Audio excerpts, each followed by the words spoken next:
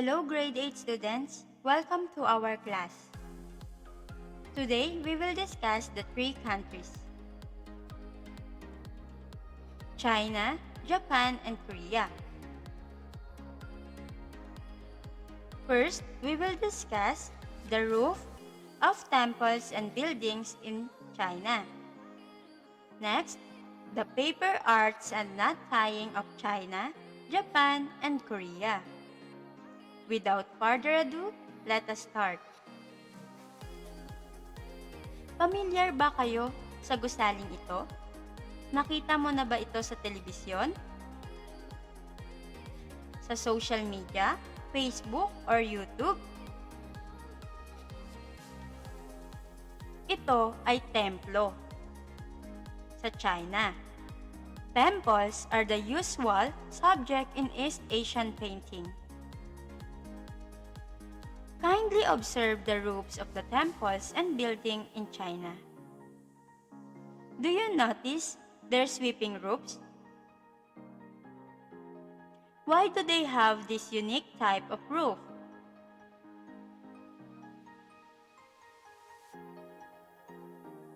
Sweeping roofs, this is the usual roofs of East Asian temples and houses. They believe that it will protect them from the elements of water, wind, and fire. Buddhists believe that it helped ward off evil spirits, which were deemed to be straight lines. There are three main types of roofs in traditional Chinese architectures that influence other Asian architecture.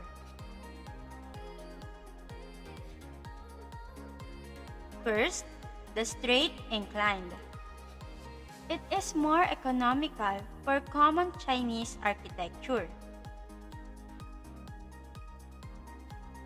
Next, the multi-inclined. This is usually the roofs with two or more sections of incline. These roofs are used for residences of wealthy Chinese. Last, the sweeping. It has curves that rise at the corners of the roofs. Ito yun. This is usually reserved for temples and palaces, although it can be found in the homes of the wealthy or yung mga tahanan ng mayayaman. Originally, the ridges of the roofs are highly decorated with ceramic figurines.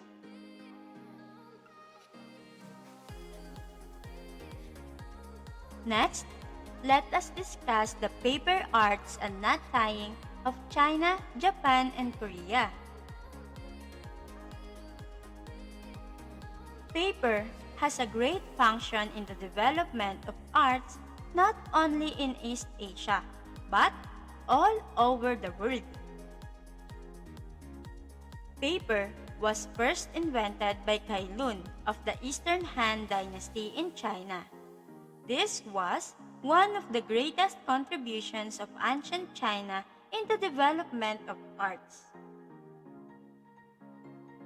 Dati kasi, ang ginagamit talaga ay silk, pero it's quite expensive, so nakaisip si Kai Lun na mag-invento ng papel.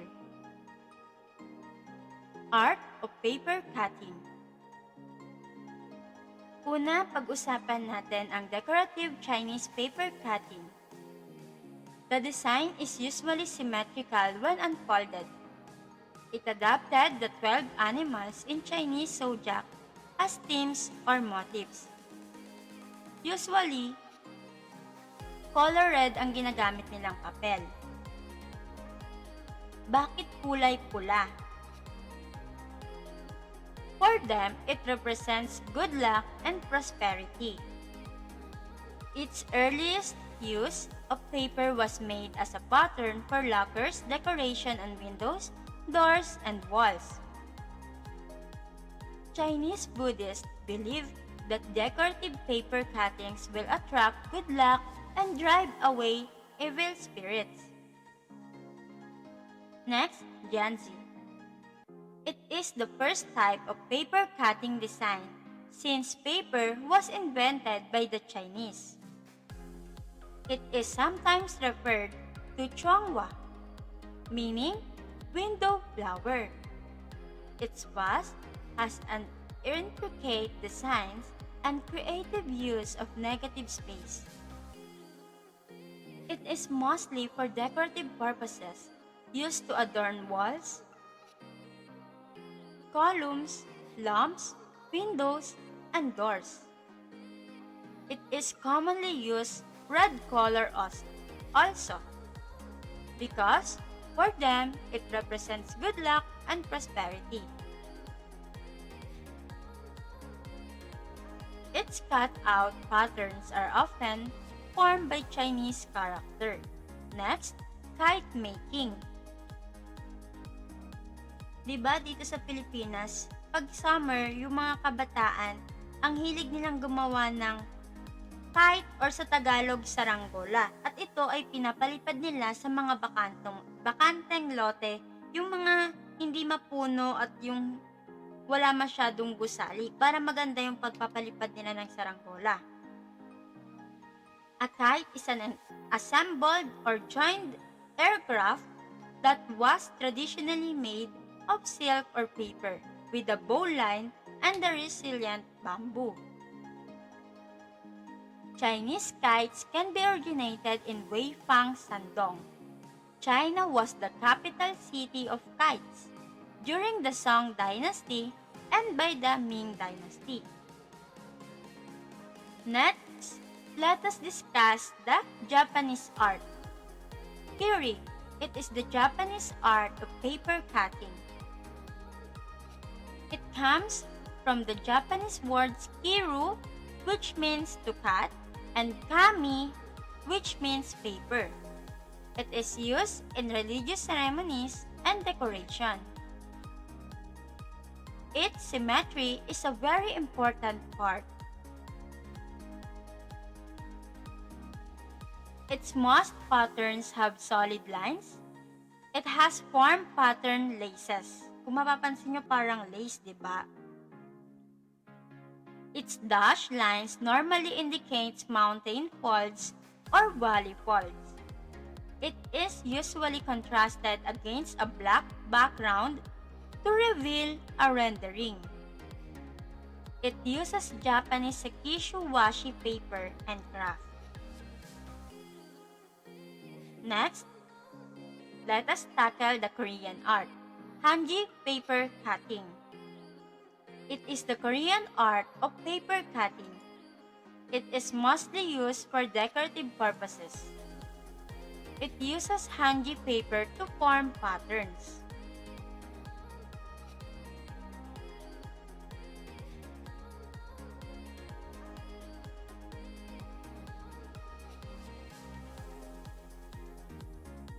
Paper folding.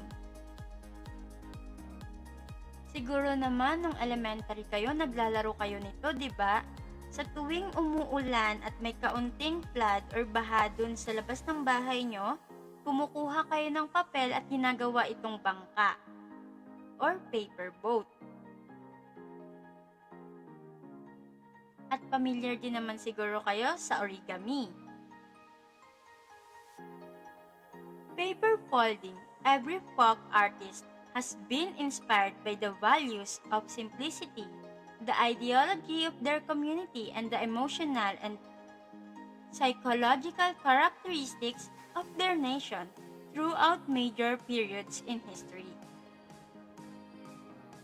Picture of a small paper boat. The earliest document showing paper folding can be found in an edition of Tractatus Desperia Mundi from 1490 by Johannes de Sacrobosco. This is the Yuan Bao or Sezi.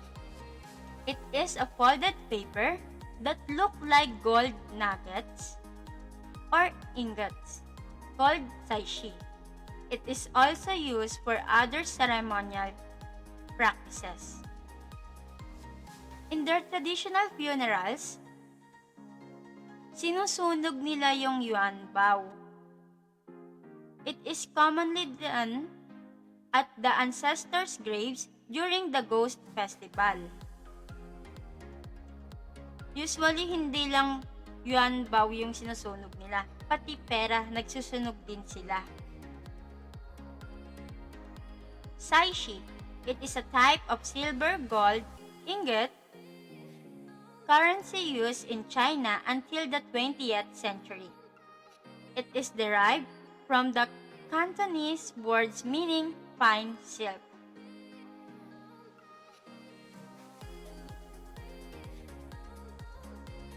It used as a symbol of prosperity by Chinese at present times. It is frequently displayed during the Chinese New Year. It is focused on making inanimate objects such as boats or small dishes. Next, let us discuss the origami. The term origami came from ori, which means folding, kami means paper. The traditional Japanese art of paper folding started in the 17th century and was popularized internationally in the mid-1900s. Origami, it eventually evolved into a modern art form. The goal of this art is to transform a flat sheet of paper into a finished sculpture through folding and sculpting techniques without cutting as much as possible. It became a significant aspect of Japanese ceremonies by the Heian period. In Japanese history, flowers, animals, birds, fish, geometric shapes, and dolls are the common models used in Japanese origami. Origami butterflies. It is used during the celebration of Shinto weddings to represent the bride and the groom. Paper crane. It is the best known as the Japanese origami.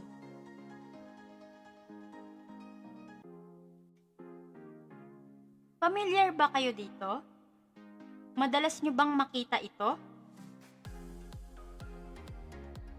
Do you know what is this?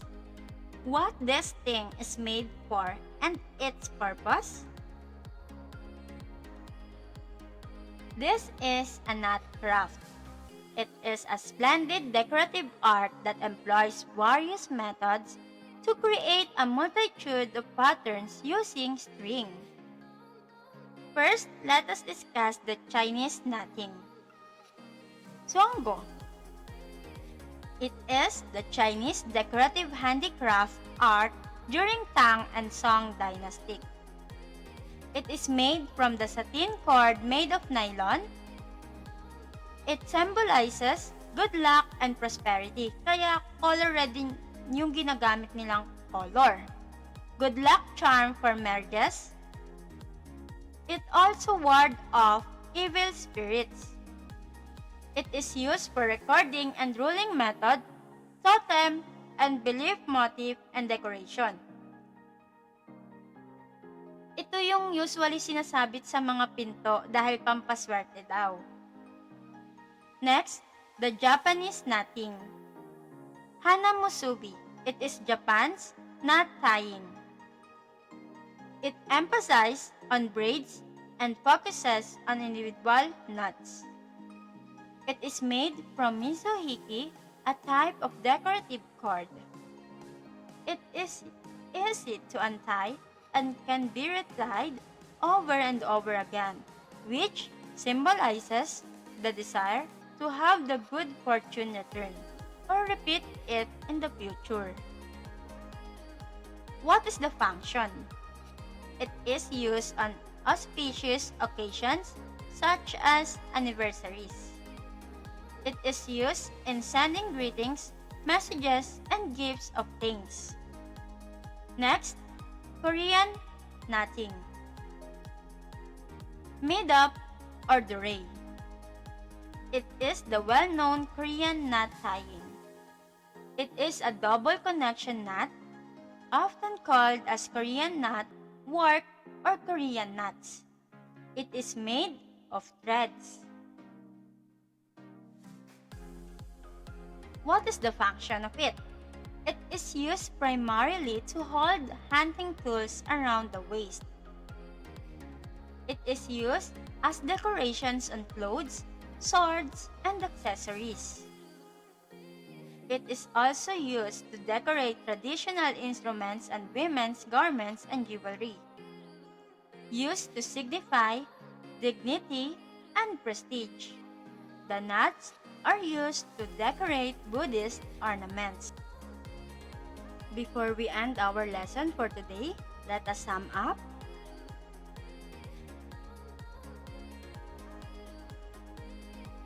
Ancient Chinese paper folding emphasizes more in the making of hats and boats.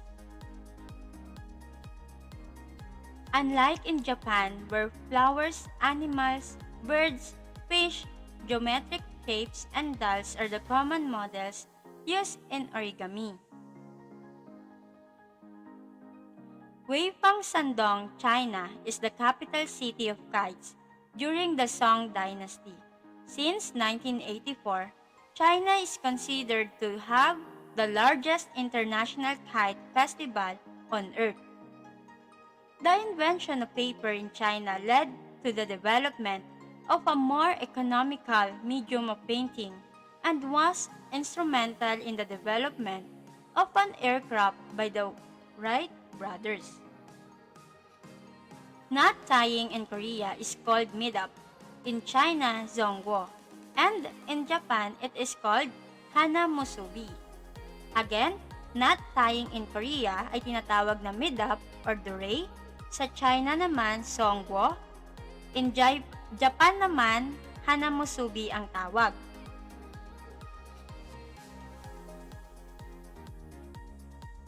Huwag din natin kakalimutan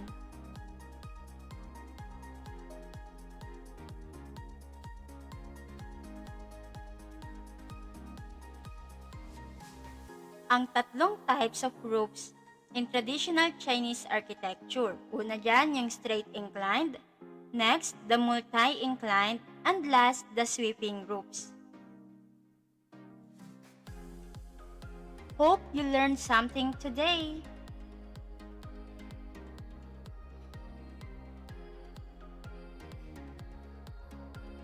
For your learning task, ask your teacher kung ano yung gagawin nyo and ask your teacher kung paano nyo ito isasubmit. For my students, or for our students, learning task 1 using the available materials at home and with the help of your guardian or companion at home, make a 5 paper cutting artwork design, be guided by the criteria below. For the learning task 2, in a short bond paper or any available materials at home, write your favorite saying or hugot lines in a calligraphy form of writing. Add some designs and place your name at the bottom using a paintbrush. Use the criteria in the below as your guide.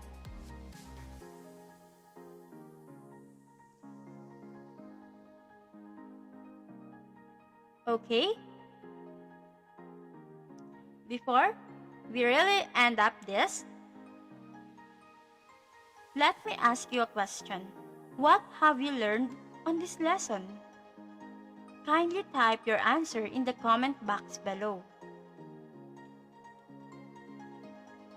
Please do subscribe, like, and share. Have a good day and God bless to all.